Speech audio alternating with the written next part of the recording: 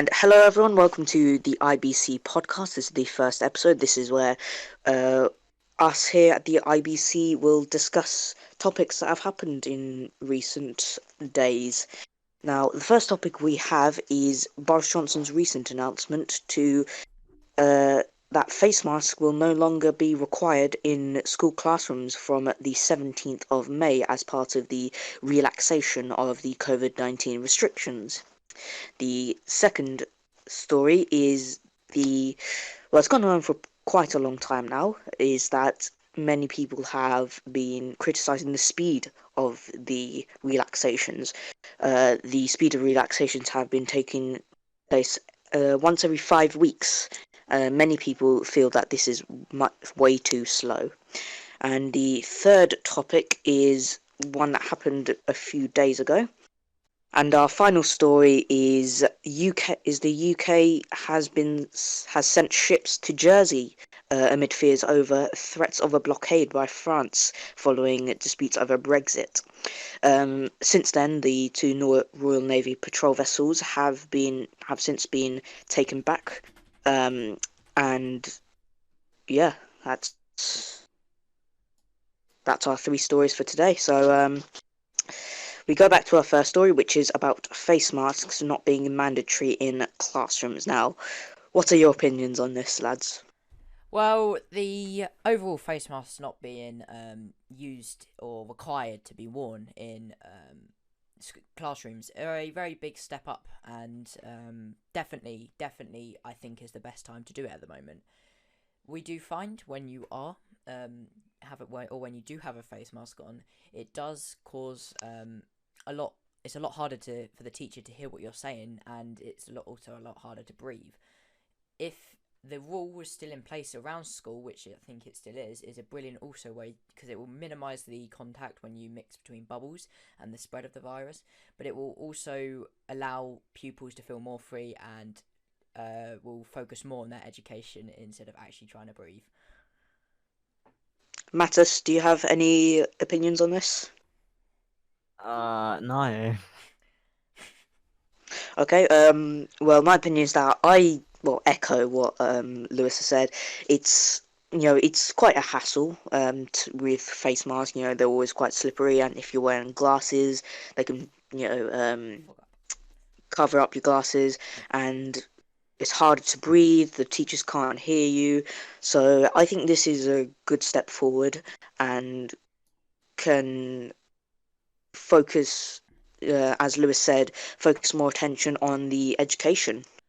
So yeah. It was also, if you think about it, a step closer to normality. The overall impact of this virus has been devastating. We've missed years of education. You've missed exams, vital exams too, like GCSEs and A levels. But so knowing that we can now start getting rid of the face mask when sitting down in the classroom is definitely a huge step forward in tackling the end on easing restrictions of the virus. Of course, we have known by the data provided that since the last easing of restrictions back in April, we have noticed a decline in the virus still, and there's not been a rise in any new cases, and it's been almost flatlining around places around the UK. The amount of the virus rates, that is probably due to the vaccine. The vaccine played a huge role in these next steps coming up with the government as we ease out of these lockdown, and will definitely also help children focus more in the classroom, like I said before. Do you guys think that do you guys think that there's any reason for not repealing this? So is there any reason for masks to still be mandatory in classrooms? So, like with both sides of an argument, you have to look at both sides. We looked at the side I talked about, that it will help, and it's definitely relieving for children to hear that they don't have to wear a mask all the time they're at school. But the other side of it, yes, there is going to be more of a chance the virus can spread. You do have to look at both sides. Go on. But at the same time, there is,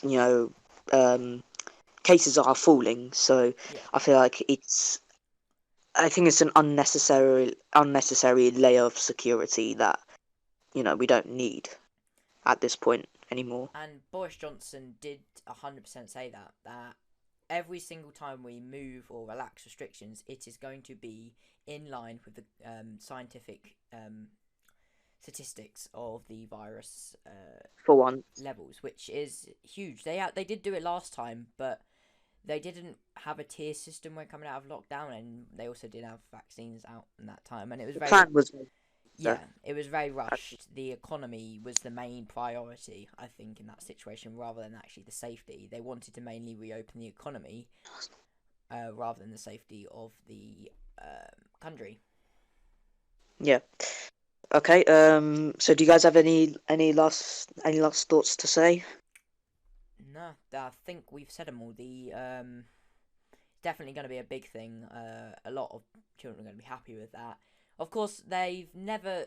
You will still, I think, be allowed to wear masks all the time in school. They're never going to say no about that, and I don't think they'll be saying no about that for years. Maybe until next year, they might say. Then they might start being saying like, "Oh, you don't actually, or not allowed to wear masks," because you're always I going to mean, get. but by next year it'll become really obvious that you won't need to wear a mask. Yeah.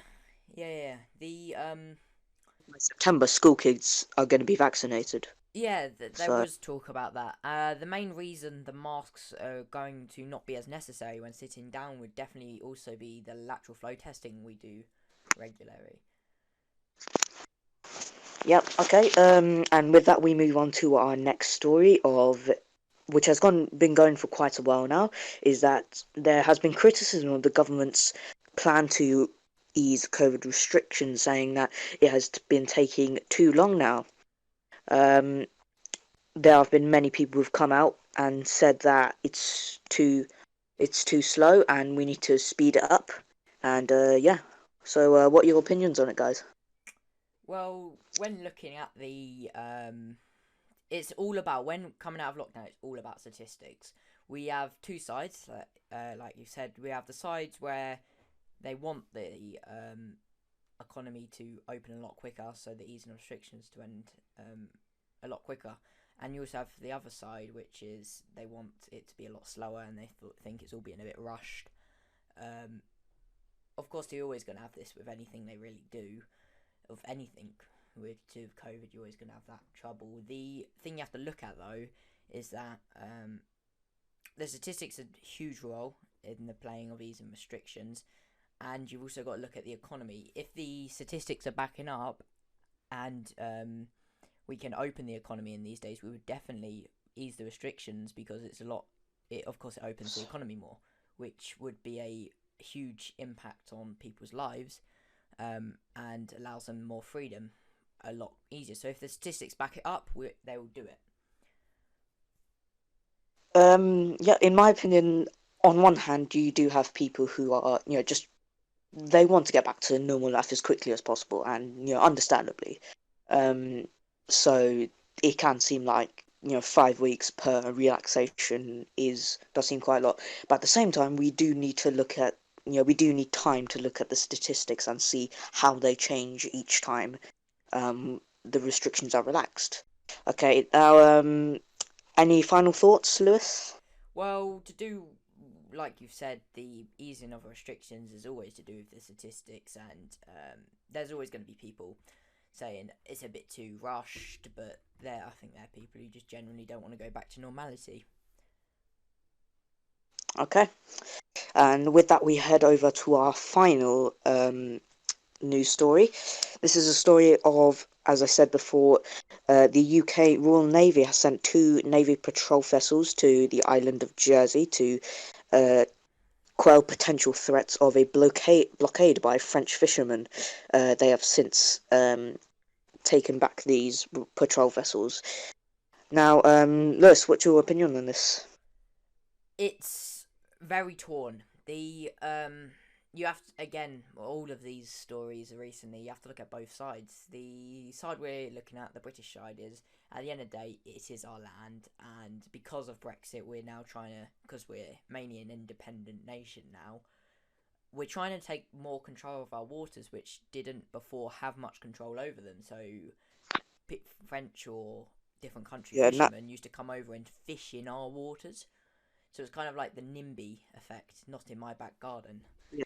They don't want people on their land almost. So that's the UK side. But then if you look at the French side, these are people's livelihoods, and if you're a fisherman during that, you basically have told wherever you're about to fish now is you're not allowed to fish there, and therefore go somewhere else, and you might struggle. Yeah. I'd say on the British side, yeah, it is our land and it's our waters, and now with Brexit, whilst I don't necessarily agree with it, agree with Brexit, but I do agree with the fact that it's our right to solely be the only ones who fish in that, who control those waters. Whilst on the French side, yeah, it is, quite, it will be quite bad for the fishermen who they're going to lose their right to fish in those waters when it's not exactly their fault. So, The and then, if they get told, if they have to go somewhere else to fish, then, it's going to be really difficult in that, isn't it? So, yeah. following Any on last thoughts? following on from what you stated about the effect that the at the end of the day, it's not a complete ban. It's a Yeah. tightening on and putting restrictions in place of fishing in these specific waters. So the rules wouldn't apply for anywhere else really. That's not in UK waters. These rules would be more controlling the fishermen rather than saying you can't fish here anymore. There will mainly be you can fish here, but we have to follow certain or UK guidelines or and rules. Well, not really guidelines; they're more rules, and you can't change them at all. They won't.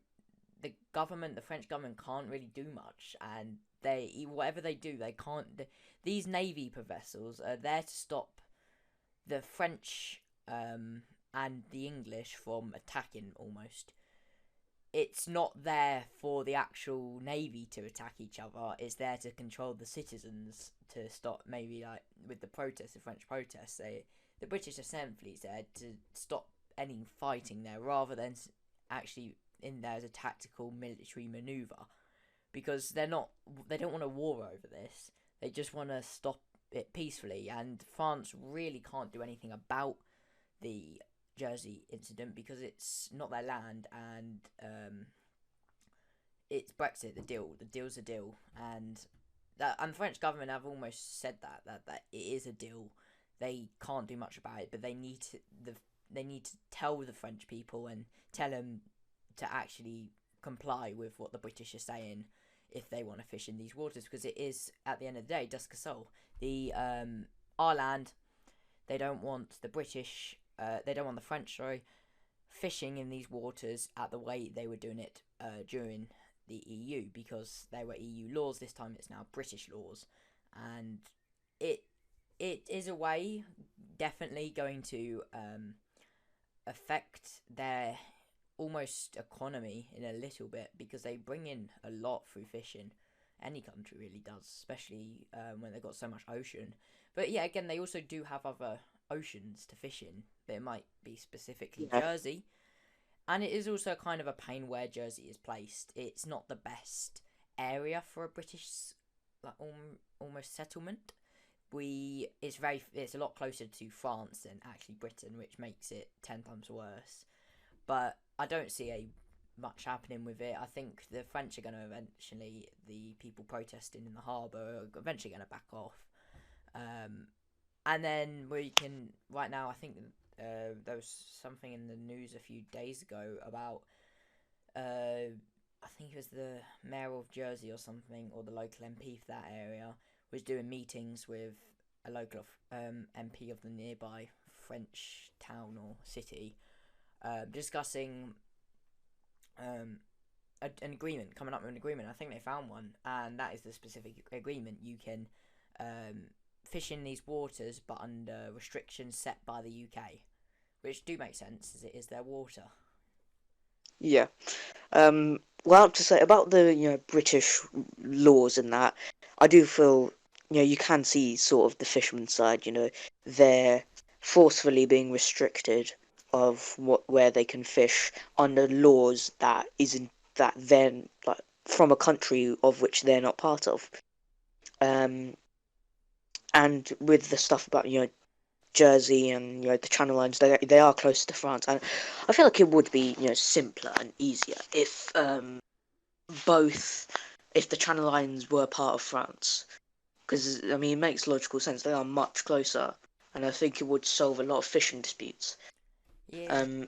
The only thing But with that then is that, of course, you've got Jersey has literally been Britain for ages, so that everyone on yeah, that island is literally British.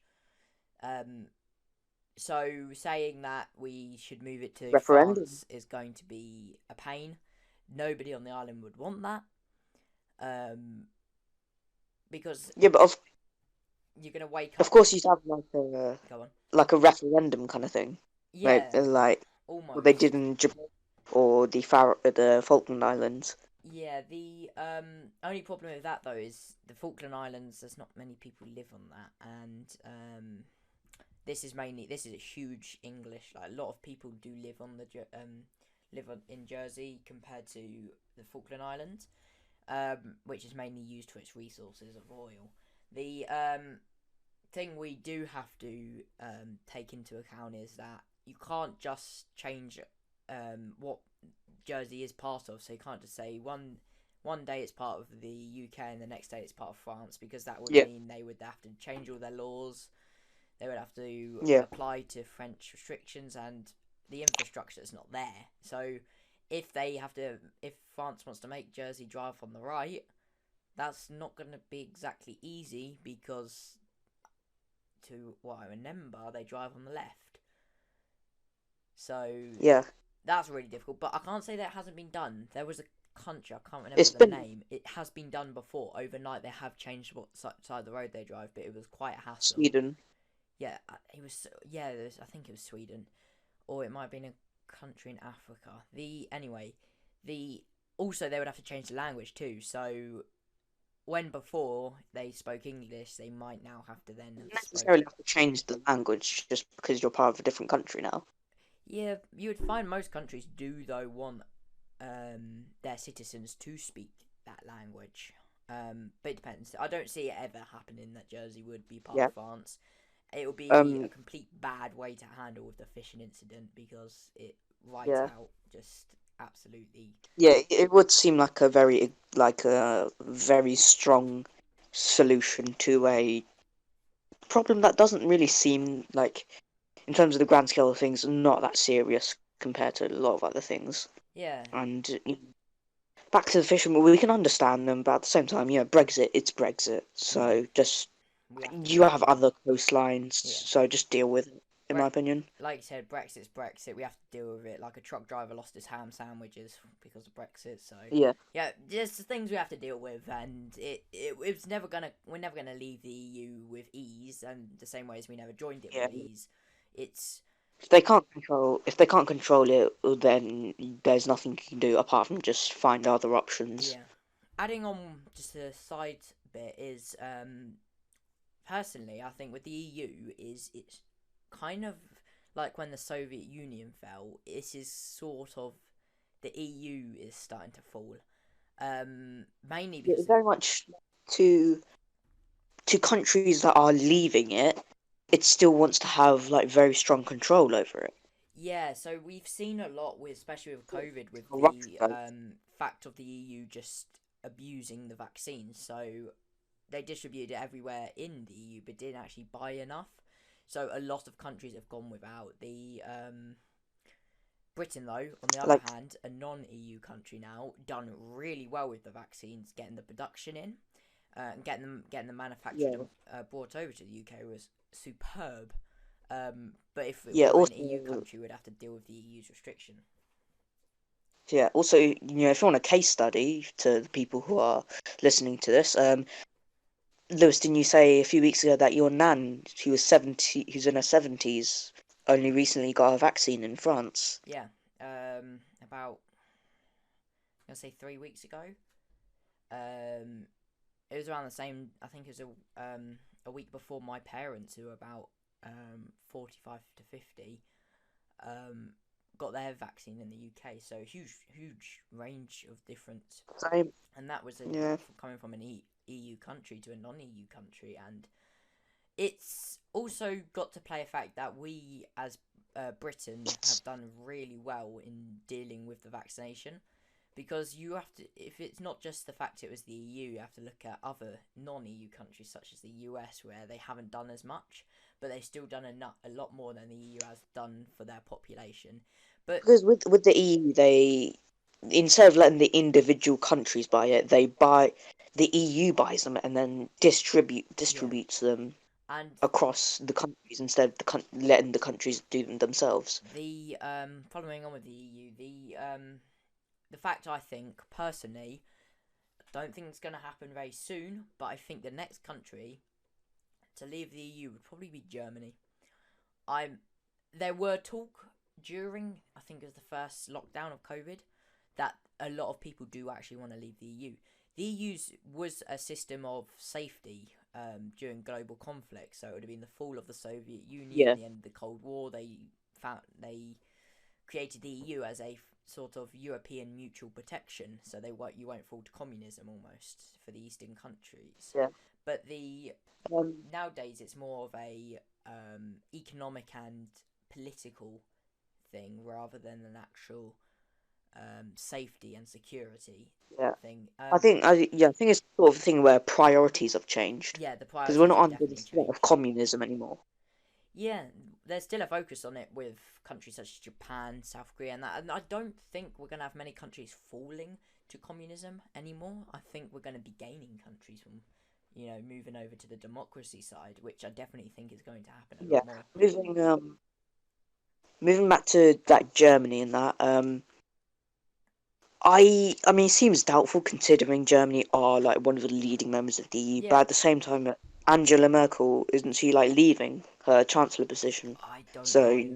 But the the political landscape going is on from going to you change. saying How she the was, leading the EU, before Britain was a huge thing in the EU, but we still left and we managed to leave yeah, really well.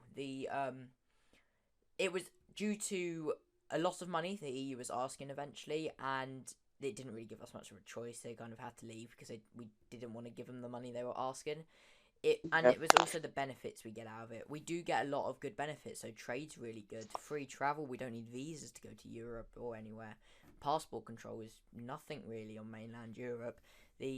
Which is really good for tourism and economics. But you have to also look at the other side of the economics. So EU countries such as Greece, they don't pay tax, and therefore they don't actually pay anything into the EU.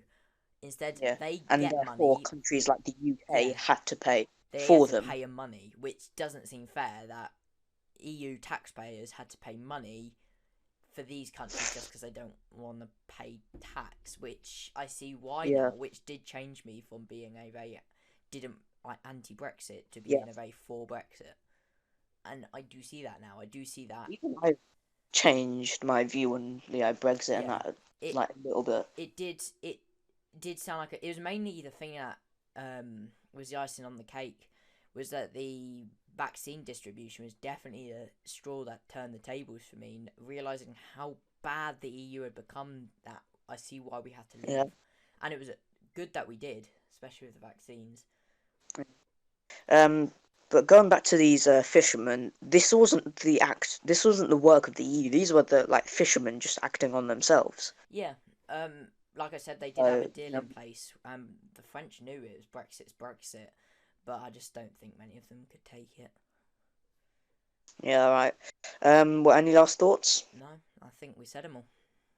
Yeah, we drifted of course quite a But lot it's a there. very good topic, and I think we should speak Yeah, about that a little bit more, yeah. maybe in another One podcast. of many in the many episodes to come in the IBC podcast. Now, and with that, we end this episode. To everyone who is viewing this, have a good day. Bye, guys. Bye.